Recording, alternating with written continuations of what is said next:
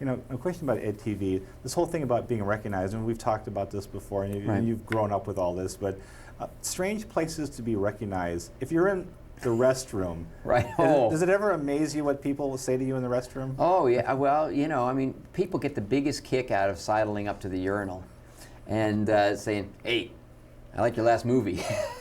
And you say, oh, okay, well, I'm glad.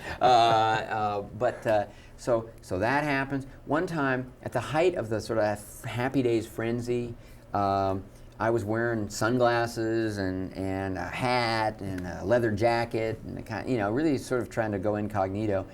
And all day long I'd been successful. Nobody had recognized me. I was really enjoying Disneyland, you know. And finally I was standing in line one time and somebody said, hey, Richie Cunningham, is that you? And I turned around and I said, well, yeah, I guess it is. How'd you recognize me? And they said, recognized your ears. So you just never know. The other one I love to get is this one. Hey, Opie, how's Fonzie? I liked your last movie, Apollo 13, or whatever, whatever they'll say. They like sum up my entire career in one sentence. You know, Ron, I've always been fascinated with movie posters. Uh-huh. You know, what kinds of battles have you seen fought over how a poster for a movie should look like? Oh, some brutal ones. And you know, it's a really fragile thing, and sometimes you just never really find a great graphic image. With EdTV, I really love this poster here that's behind you because it says it all in something that's very unusual and memorable.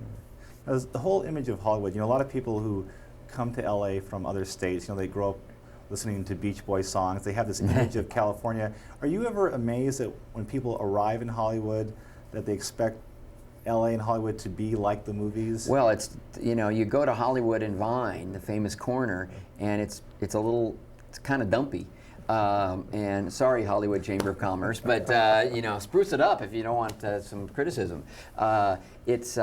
You know, Hollywood's an odd place, and it is built on, you know, this kind of idea that you could sort of somehow strike it rich. Maybe not strike it rich, but strike it famous.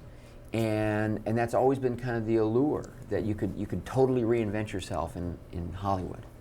Now, a question about American Graffiti. You know, a low-budget film, George Lucas's first, early film. But I'm just curious, what were your memories of shooting that film in Modesto and the townspeople? Was there a lot of excitement when they were making that movie? It was incredible making the movie, you know, it was about Modesto. Most of it was actually shot in Petaluma, but the cast was incredible, great ensemble cast, and it was really my first exposure to that sort of idea about how exciting it can be to get a bunch of great characters on the script, on the page, and then cast it really well and get the actors' interaction going.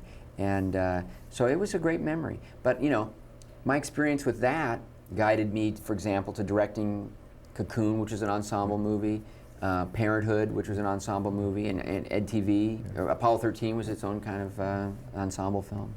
Now, a question about Hollywood movie making. You know, these days there's a lot of production up in Vancouver, Texas, Florida.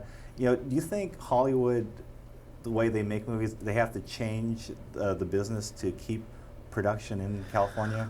Well, I suppose that for a while it's going to remain a hub and a sort of a central clearinghouse and an easier place to work because of all the equipment and so forth. But you know, as the production systems get smaller and you see more and more regional filmmaking, I think it's going to spread out throughout the country and the world, and I think that's really good news. Yeah. You know, what do you think, you know, in LA, what they're going to have to do to keep production here?